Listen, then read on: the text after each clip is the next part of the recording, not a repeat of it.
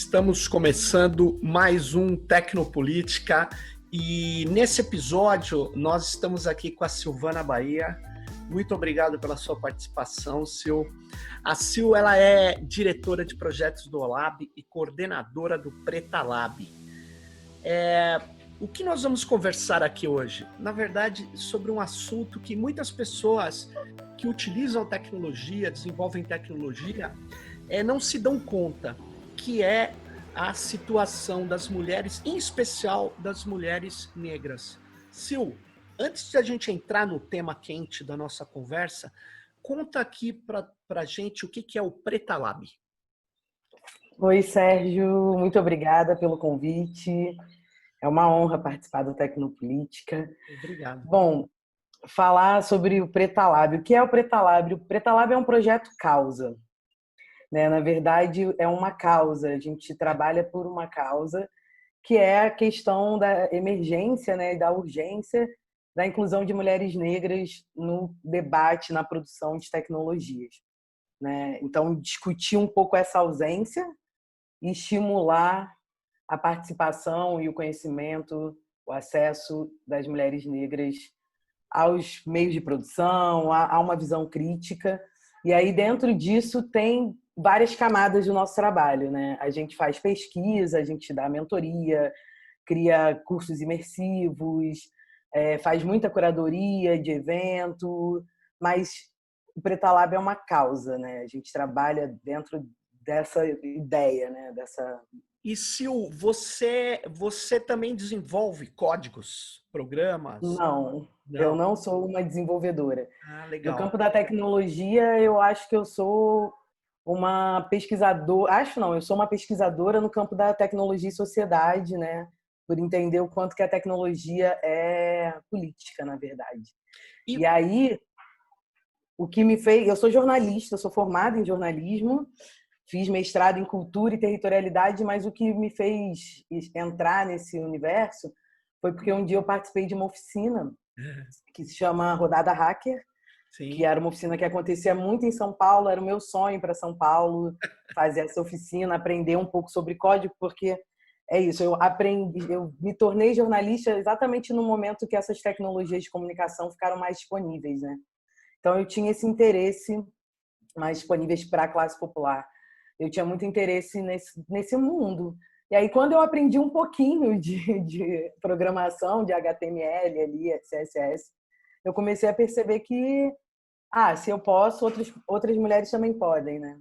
E aí comecei a pesquisar e entrar nesse mundo. Sabe que lá no site lá do OLAB, do Preta Lab, na verdade, Uhum. eu estava vendo, vocês divulgaram, vocês têm um texto muito legal que vai colocando uma série de informações e tinha um trecho, né, que me chamou muito a atenção, né, que é de um dossiê, eu acho que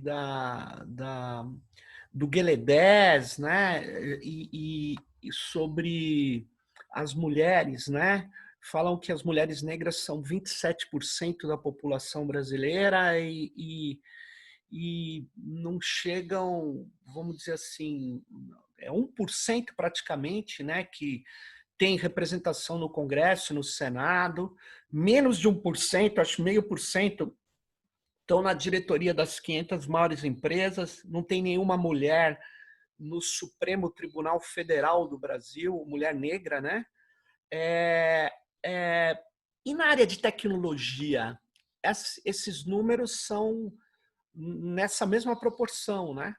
Não há uma Exatamente. participação nem de mulheres, muito menos de mulheres negras. Quer dizer, tem participação de mulheres, começou a crescer, mas é uma coisa muito recente, né? É uma coisa muito recente. Exatamente. Na tecnologia, né, todos esses índices se repetem. E talvez até com um hiato maior, né? Porque a tecnologia, a gente, quando pensa tecnologia, quando a gente olha para quem produz tecnologia, a gente vê que, em geral, são homens, né?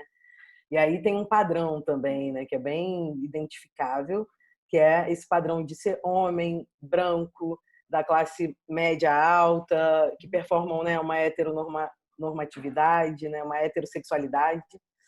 E quando a gente olha para esse universo, trazendo inclusive apenas a discussão de gênero, né, a gente já vê que é muito. As mulheres, como um todo, já estão muito afastadas, né, já não estão protagonizando esses espaços de tecnologia. E aí, quando você olha para a questão racial, aí você vê que é menos ainda, né? E esse dado de 27%, ele já está até atualizado, hoje somos mais de 28%, Ah, sim. o que significa dizer que somos mais ou menos 60 milhões de pessoas, né?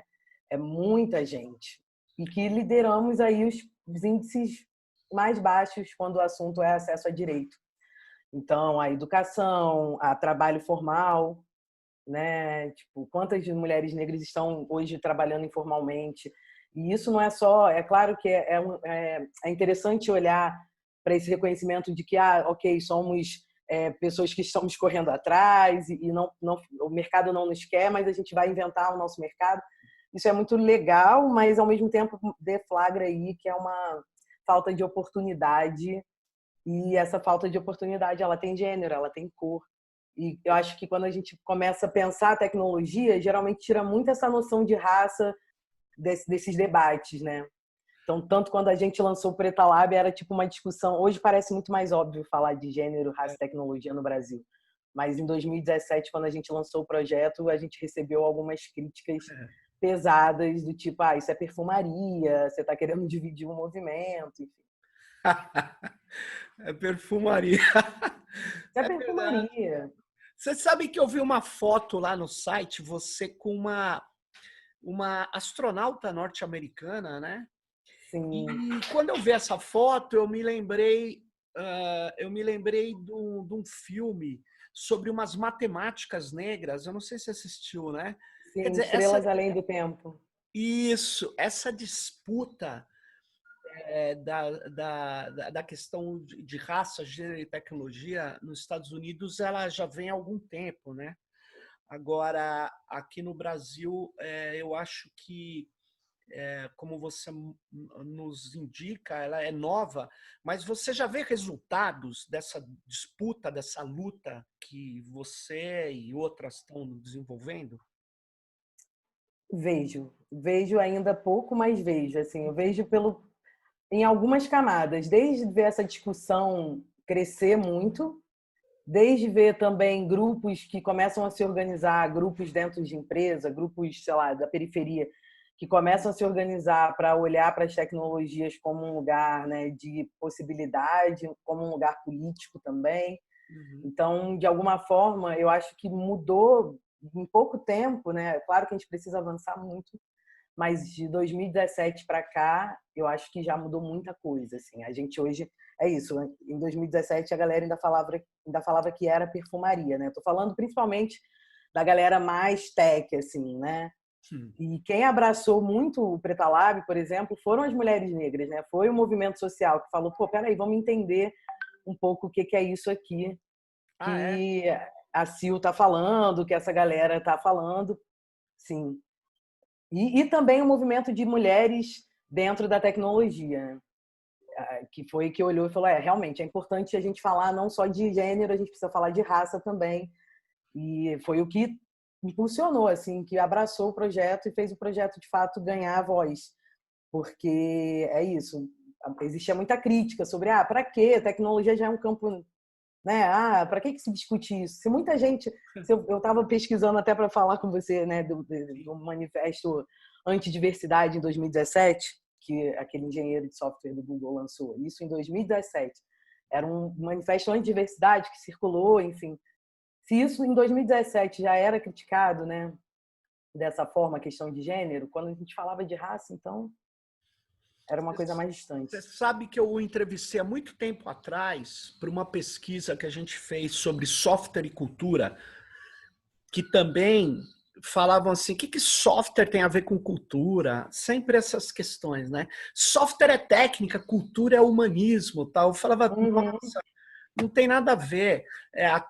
O software carrega essas determinações culturais, sociais. Ele é cultura, na verdade, né?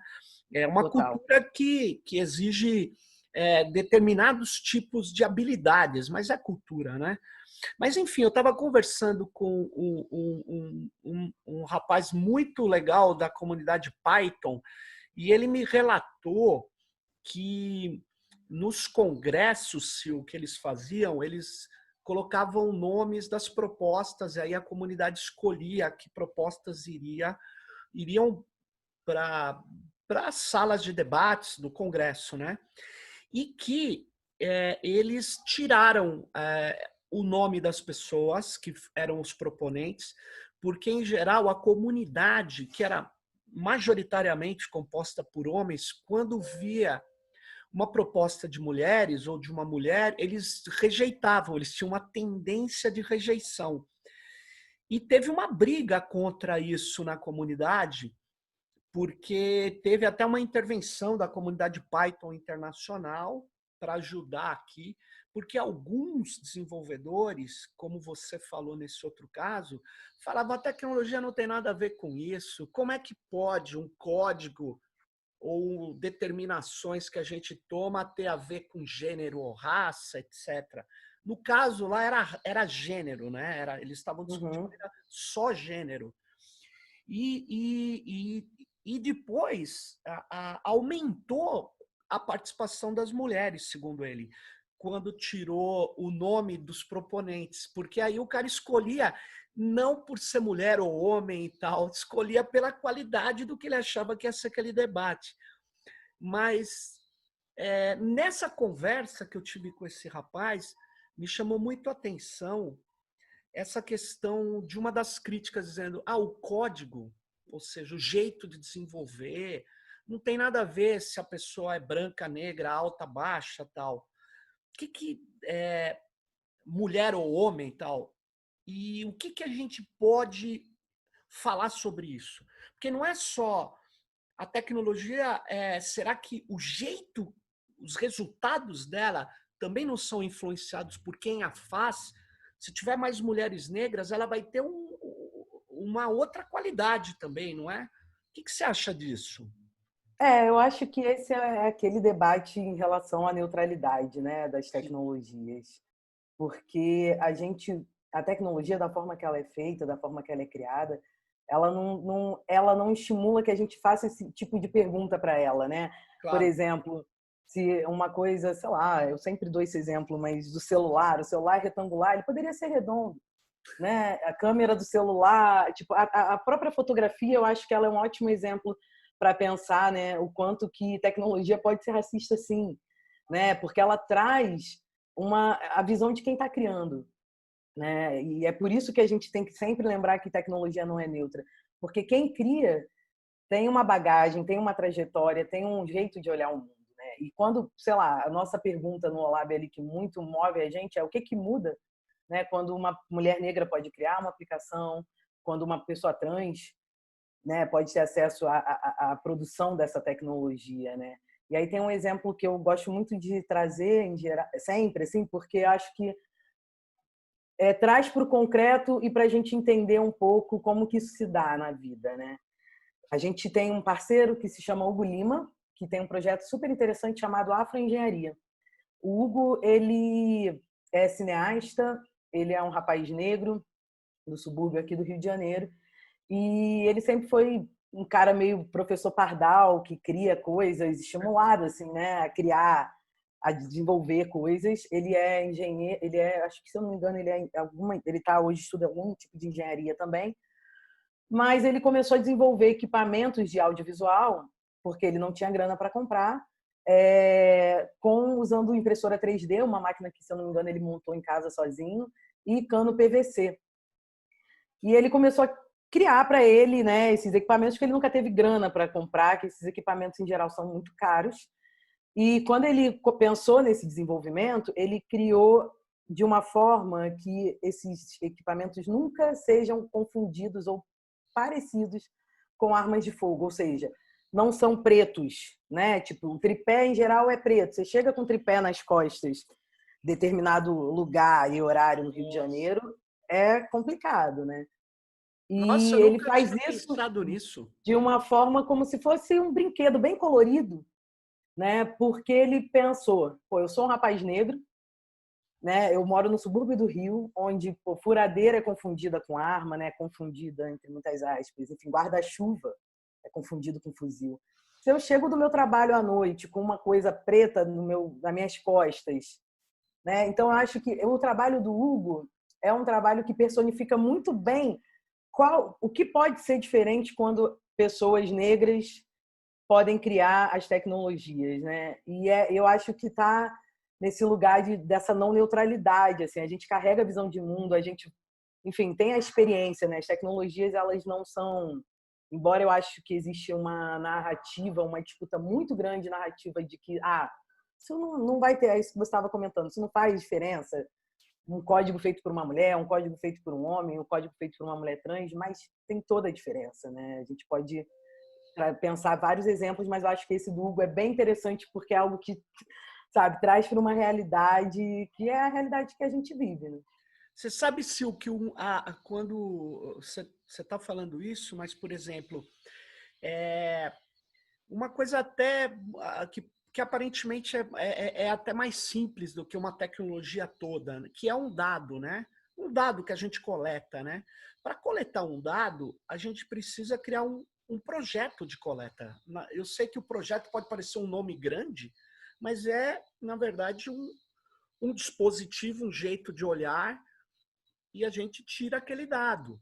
Então, Exato. tem gente que naturaliza, tipo likes, né? Que as redes sociais fizeram. Eu gostei, não gostei.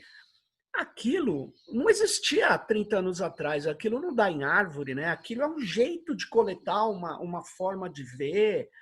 Então, o próprio jeito de organizar os dados tem a ver com esse exemplo que você deu. Uma pessoa, ela, diante das necessidades dela, ela pode criar outras formas de captura ou de projetos de dados ou visões, né, que sejam mais respeitosas, menos intrusivas, ou até mesmo mais intrusivas. Isso tudo vai depender de objetivos, né? Eu acho que eu fico imaginando assim o que acontece num ambiente de desenvolvimento que não seja só dominado por branco e homem, né? Eu acho que vai ter uma alteração muito grande no modo como esses códigos vão ser feitos, mas não só no modo, no resultado também. Aí você fala, será que tem algum exemplo disso? Quer dizer, nós não temos um ambiente desse para falar de... Eu não conheço um ambiente desse para falar de exemplos, o que é, infelizmente, né? Não sei. Eu acho que no Brasil a gente ainda não tem, né? Mas a gente já tem, não nesse porte, né? Acho de empresas, né? Enfim, que estejam aí, porque e isso também é muito explicado, inclusive pela falta de investimento em ideias, em negócios de pessoas negras, né? Sim. E aí tem mil campos, né? Talvez em todos, né? Sei lá, a tecnologia é só mais um deles, mas só que a tecnologia ela já é um lugar, né? Que já nasce muito, não sei se nasce, né? Mas não nasce, na verdade, talvez não nasça, mas que já tem hoje um estereótipo muito elitizado, né? E a gente sabe quem é que vai para a universidade, por exemplo, estudar engenharias. E aí estou falando dessas tecnologias que estão mais dentro dessa caixinha, mas voltando para essa questão dos dados, é curioso porque os dados, eles são... A gente hoje tem discutido mais isso fora das bolhas, né? Dos dateiros, da galera. Acho que hoje, até a própria pandemia traz, eu acho, uma reflexão para a gente acerca dos dados, que talvez assim isso não estava tão difundido antes, né? E aí eu estou falando desde os dados dos números de contágio aos números de mortos, e eu tenho pensado muito nessa ideia da visualização dos dados, né? Há um tempo a gente discute sobre a ausência da produção de dados, né? O Preta Lab nasce, inclusive, a partir de um levantamento que a gente faz para tentar entender quem são as mulheres negras e indígenas dentro do campo da tecnologia ou que se entendem como parte desse campo. Muito porque a gente olhava para as pesquisas no Brasil e esse recorte, né? Essa caixinha da raça não estava dada. Muito, e assim, os maiores órgãos que fazem pesquisa, a gente fez um levantamento super informal, mas com uma ideia de estimular, né, que os órgãos oficiais de pesquisa tragam a questão do dado de raça como algo importante. E é curioso que esse ano a TICS de 2019 traz, né, os dados de raça. Eles até questionei eles falaram, não, a gente sempre deu nos microdados. Mas assim, qual a importância, né? Porque o que estimulou, né, vocês agora? Eu acho que tem muito a ver também com essa pressão de Verdade. que você não tem dado, você não tem política, você não tem o problema, né? A ausência do dado já diz muita coisa. Sil, deixa eu te falar uma coisa. Teve uma reunião é, é, lá no Comitê Gestor da Internet que a gente pressionando a questão do gênero ainda, né? Isso faz tempo, mas curioso, você me lembrou isso. Uma pessoa falou assim para mim: daqui a pouco você vai querer cota racial aqui. O que isso tem a ver? Eu falei: olha, isso é uma boa ideia, viu? Porque no Brasil, onde a maioria da população é negra, o único negro que tinha no comitê era um embaixador, que não era do comitê, mas ele participava das reuniões. Um cara do Itamaraty. Tinha mais negros no Itamaraty do que no comitê gestor da internet no Brasil. Quer dizer, Tu vê. e aí a pessoa ainda acha que tem razão, né? Onde assim, o que isso tem a ver aqui com tecnologia? O que isso tem a ver com a condução da internet? Hoje eu falaria para ela, Sil, tem a ver que a gente teria feito uma pressão maior para que as pessoas nessa pandemia mais pobres, que são os negros ou os negros, não fossem desconectados, né? Quando acabasse a grana da franquia, por exemplo, né? Exatamente. Eu acho que tem uma série de coisas que alteraria, porque essas pessoas trariam a realidade da sua, da sua vida, né? Essa que é a questão. E essa é a grande questão, eu acho, no Brasil, em qualquer campo, né, de discussão, porque as pessoas não, o brasileiro, né, em geral, não quer discutir raça, porque acredita-se, né, de uma forma muito sacana, na real, que esse debate está superado, e ele não está superado nem um pouco, né?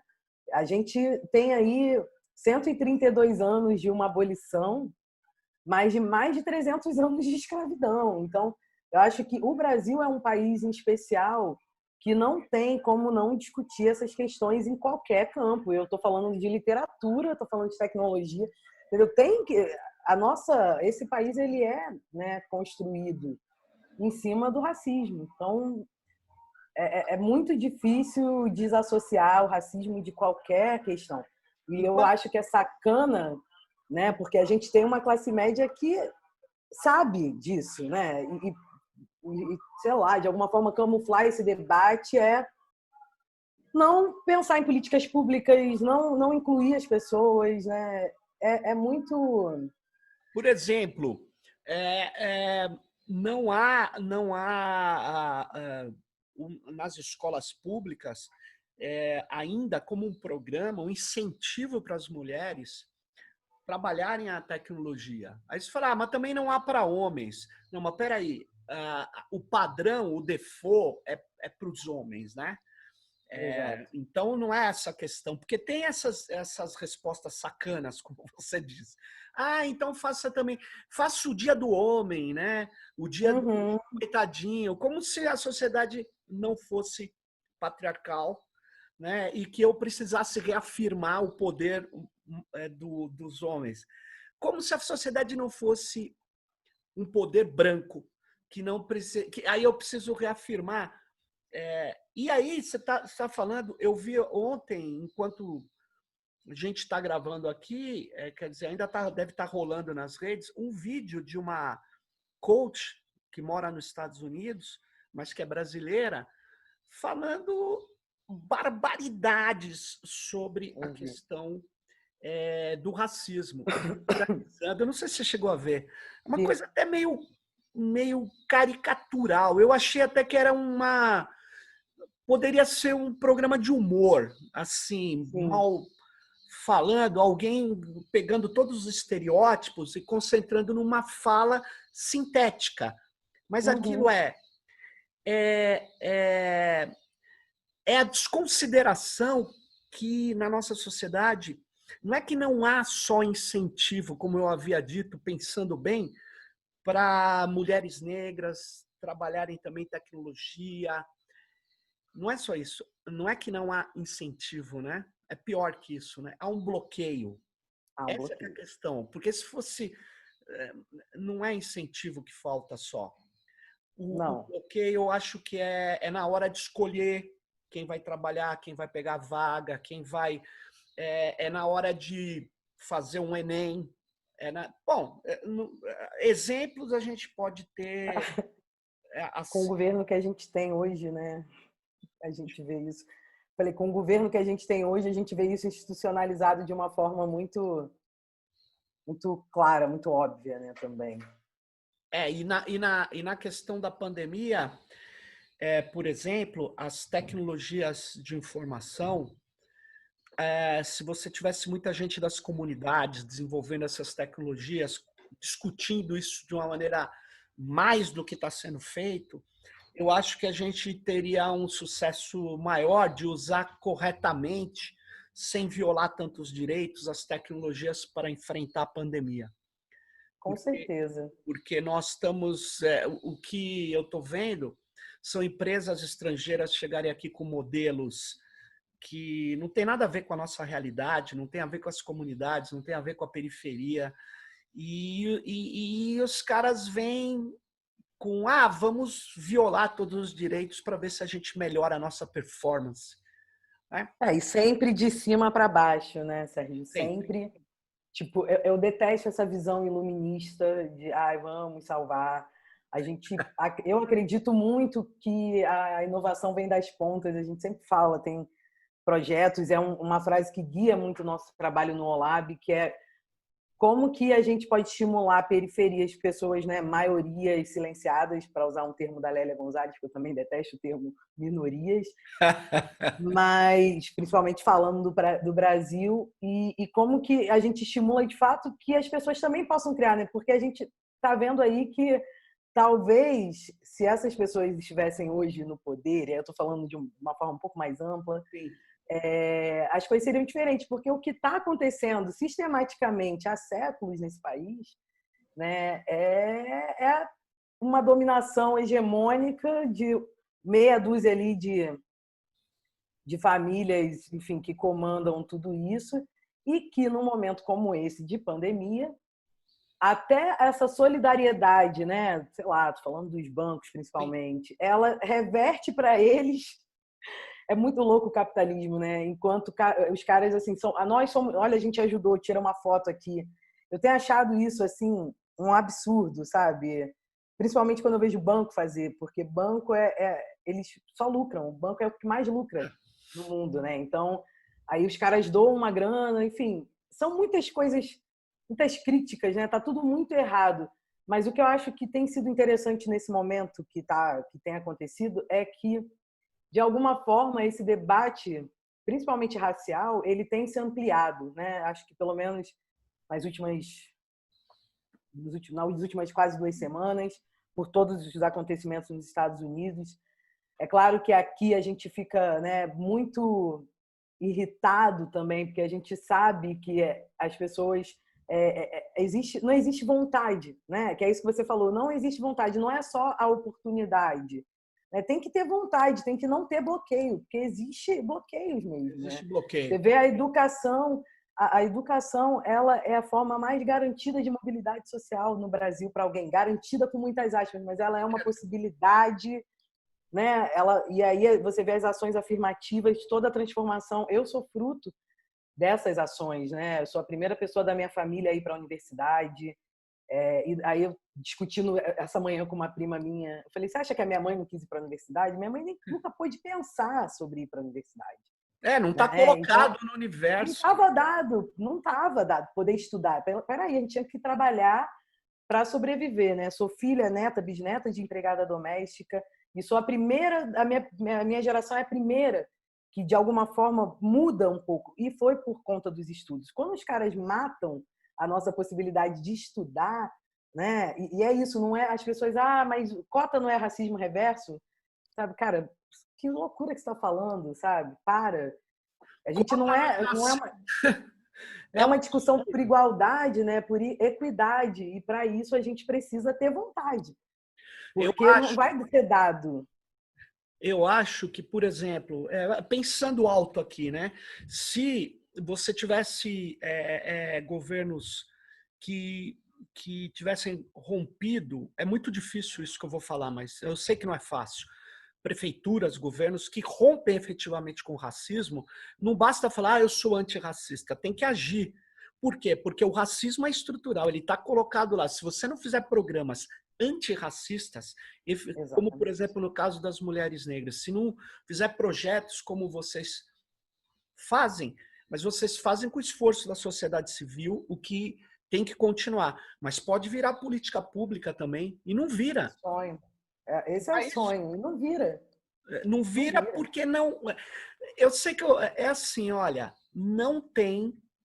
Vamos deixar claro. Não estou dizendo que os prefeitos são racistas, os governadores, tal, apesar que alguns são mesmo. Mas estou dizendo o seguinte: o que está acontecendo no Brasil é que agora é cômodo falar eu sou antirracista, mas não adianta nada. Vamos falar. Não É adianta nada. um passo muito pequeno. Tá, tudo bem, o discurso é importante. Eu posso ter me equivocado aqui no tom da frase, mas o que precisa ser feito é ação concreta que vai colocar as pessoas com possibilidades, né? Essa que é a Exato. questão. As universidades mostraram isso. Não caiu o nível de ensino no Brasil. Você sabe que na minha universidade, o programa de pós-graduação nosso, PCHS, chama Programa de Pós-Graduação de Ciências Humanas e Sociais. Nós tivemos o debate de cotas, né, para pós-graduação. E a universidade, o conselho lá da universidade falou, não, mas cota na pós-graduação? Sim, cota na pós-graduação. Por quê? Porque o Exato. problema é estrutural em todas as instâncias. E aí, teve um professor que falou, nós não podemos aprovar isso, porque isso pode contaminar os outros cursos de pós. Aí as pessoas falam, a ideia é Tomara. exatamente essa. A ideia é exatamente essa, contaminar. E só vai contaminar se der certo, se manter o nível, se elevar o nível, se funcionar bem. Então, e contaminou, funciona bem. Essa coisa é de uma má intenção. Eu não acredito jamais em. Eu posso estar enganado, mas eu acho que tem uma luta política, né? É uma luta. É Muito como o grande. É Bolsonaro uma luta. põe um negro contra os negros para ocupar uma fundação antirracista. Exato. E aí o que você acho que é a pesquisa, é também entender que representatividade não é tudo, né? Ela é muito importante. A gente trabalha para que haja representatividade, mas a gente tem que ir além da representatividade, né? Porque a luta ela é por equidade. E assim como na universidade, eu questiono muito as empresas nesse lugar, porque muita gente procura a gente, né? Assim, se eu quero achar as desenvolvedoras negras, se como é que eu faço para chegar nas desenvolvedoras? Porque existe o selo da diversidade, né? Sim. Ninguém quer ser uma empresa antidiversa hoje em dia por uma questão, né? Mais ou menos. Mais ou menos. No Brasil do Bolsonaro tem No Brasil do lavando. Bolsonaro, sim. Verdade. E só que essas mulheres, que essas pessoas que dizem querer chegar, as mulheres negras, por exemplo, elas não vão chegar se você continuar procurando no lugar que você está sempre procurando. Se você não criar a possibilidade dessas mulheres estarem aqui. E além do mais, não é só chegar, né? Qual é a política que a gente cria, que as empresas criam internamente para manter essas mulheres ali? Claro. Né? Porque você trabalhar num ambiente que já é super hostil para uma mulher, né?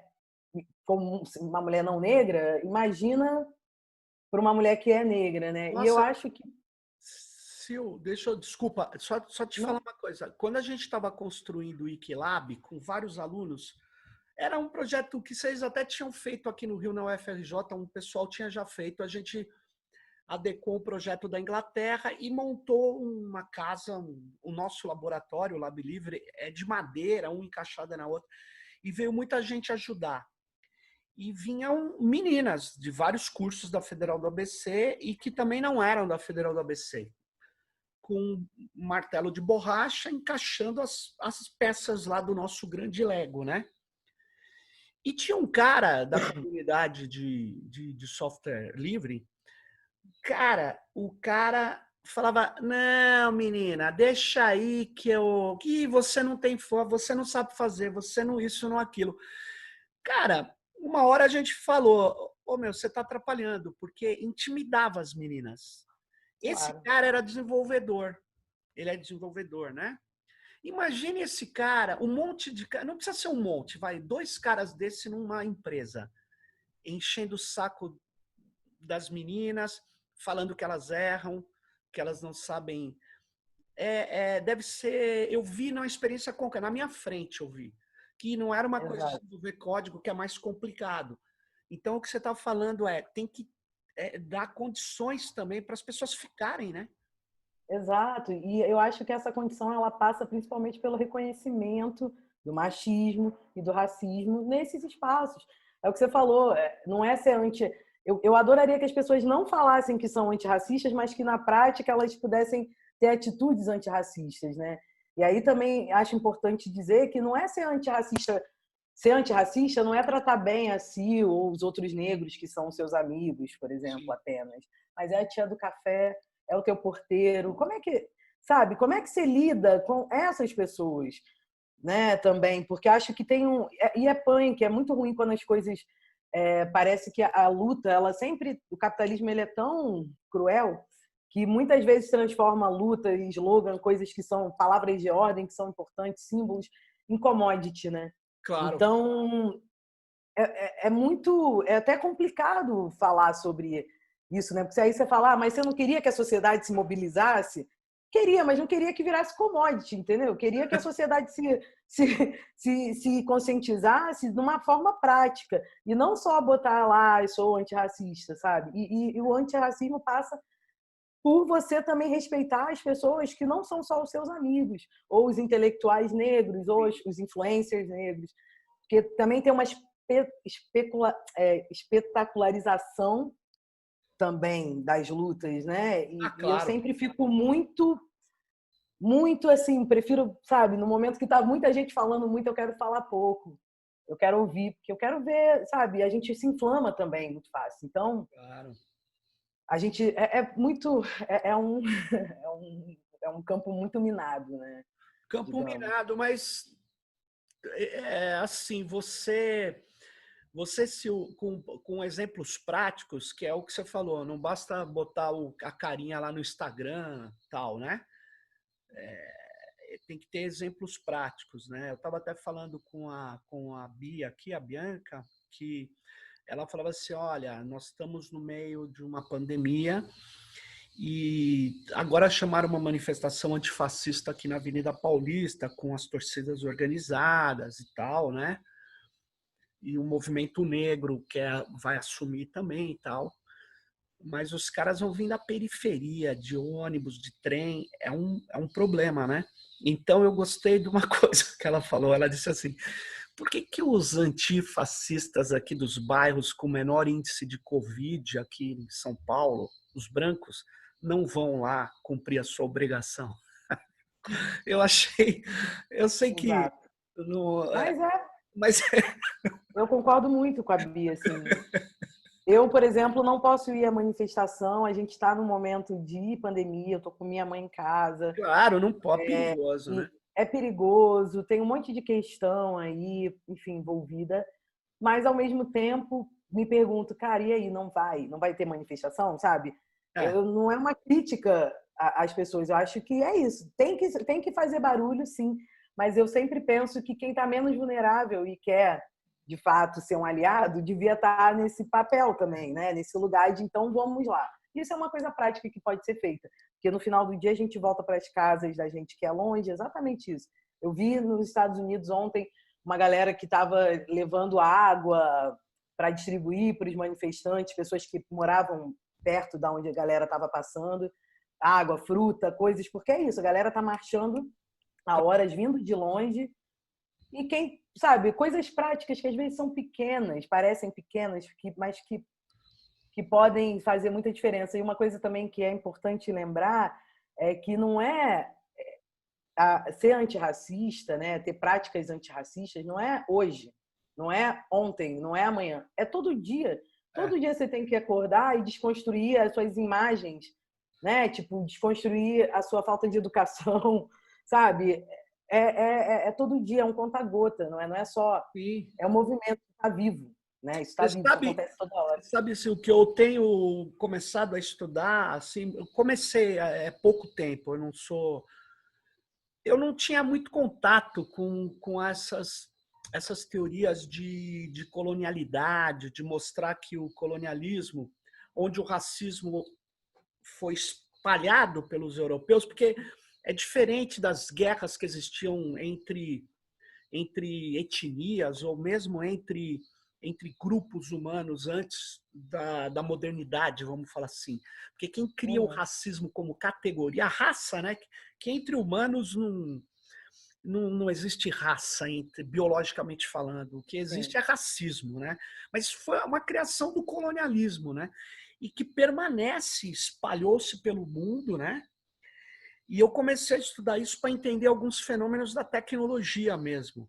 Eu acho que eu comecei há muito pouco tempo, estou pensando ainda, estou aprendendo, mas eu acho que um dos componentes cruciais para que a gente possa superar também a nossa falta de desenvolvimento, de capacidade de discutir futuros da tecnologia, de levar a tecnologia para áreas que nos interessam, é exatamente essa estrutura colonizante ou colonizada que domina a gente aqui e que onde a questão do racismo é um componente crucial.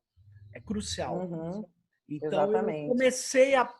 comecei, eu tô ainda vendo, porque eu acho que existem categorias muito importantes para a gente refletir aí e para a gente atuar como vocês aí, que parabéns, viu, pelo trabalho aí que vocês vêm desenvolvendo. Eu acho que é, o grande salto vai ser transformar isso em políticas públicas. É um ano eleitoral agora. Eu acho que vocês têm um papel também, não só vocês, todos nós, né, mas vocês que criaram você que criou o Preta Lab, que eu acho que podia oferecer umas propostas para quem quer ser candidato, quer ser antirracista, de transformar também ideias em políticas públicas para garantir espaço para as mulheres negras na tecnologia, né? Eu acho que tem A gente está super aberto ao diálogo e esse é o grande sonho, a grande missão. Eu acho que o Preta Lab tem, assim, é de um dia conseguir influenciar que alguma política de fato seja criada para a inclusão, né? Porque da forma que a gente consome e processa as tecnologias hoje, a gente sabe que a gente está criando um futuro mais excludente do que é esse nosso presente. Então, tem que ter vontade e tem que ter muita força, né? Porque eu sempre lembro do Sérgio Vaz, que tem um poeminha que eu adoro, que ele fala: não confunda briga com luta, né? Porque a briga tem hora para acabar, a luta não tem.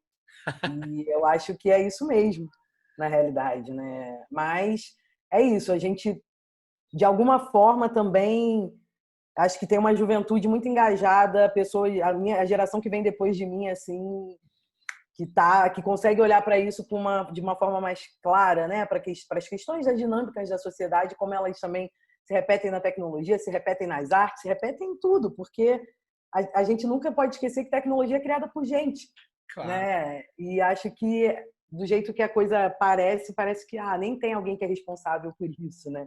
Aquilo ali se deu porque se deu. Enfim, eu acho que eu me sinto muito numa missão, assim, e acho que por estar na minha geração de 30 e poucos anos, que não sou geração tombamento, não sou jovenzinha, mas também não sou dinossauro ainda, né? Mas eu acho que é essa missão de levar a palavra, né? Eu penso muito na metodologia da igreja mesmo, que é essa ideia de levar a palavra. Não é todo mundo ser um desenvolvedor, mas é todo mundo poder olhar para as tecnologias de uma forma um pouco mais crítica e qualificada, né? E ver que fazer escolhas, ter repertório para poder entender também. Legal, Sil. Silvana Bahia, Preta Lab, muitíssimo obrigado pela nossa conversa aqui. E a gente encerra. Obrigada pelo espaço. Legal. Encerramos mais um Tecnopolítica. Fique ligado no próximo, mais Tecnopolítica, onde a política é feita pelos códigos e os códigos podem carregar decisões sociais e políticas. Tchau, Sil. Tchau, Sérgio. Obrigada.